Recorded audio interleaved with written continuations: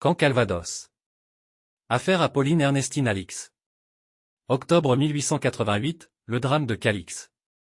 Le petit domaine de La Rochelle, situé à Calix, non loin, des rives du canal, est devenu, par héritage de sa femme, la propriété de Monsieur le Petit, autrefois pharmacien place Belle-Croix, certainement à Falaise, puis rue Écuyère à Caen, 14.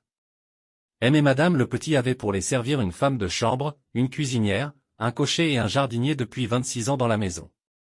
Il y a 2 ans, François Lequertier, âgé de 27 ans, demanda en mariage la cuisinière Apolline Saint-Germain, âgée de 30 ans, veuve avec un enfant de 5 ans.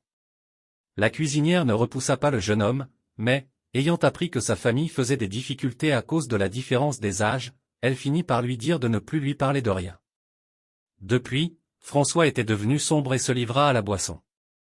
Il était aussi parfois violent et brutal non seulement avec la cuisinière, mais aussi avec la femme de chambre. Vendredi, à 6 heures du matin, la cuisinière était en train d'allumer son fourneau, lorsque François s'approcha doucement d'elle et lui déchargea dans le dos un coup du fusil que Monsieur le Petit lui avait donné à nettoyer. Atteinte à la naissance des épaules, la malheureuse tomba foudroyée. Son crime commis, François traversa le jardin. Il rencontra le jardinier accouru au bruit de la détonation, sur lequel il déchargea un second coup de fusil. L'assassin était allé se noyer dans le petit étang qui sépare La Rochelle du canal.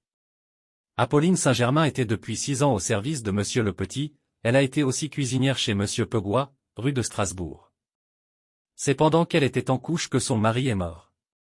François Lequertier, dont la famille habite Caen, était d'un caractère faible, très volage, sautant facilement de la brune à la blonde, c'est même sans doute un peu pour cela qu'Apolline Saint-Germain ne voulait pas de cet étrange garçon, qui faisait la cour à plusieurs femmes à la fois et qui était jaloux de toutes. François avait réalisé 1800 fr d'économie, que le tuteur de l'orphelin doit revendiquer pour le pauvre petit. D'un autre côté, on dit que Madame le Petit se chargerait de le faire élever.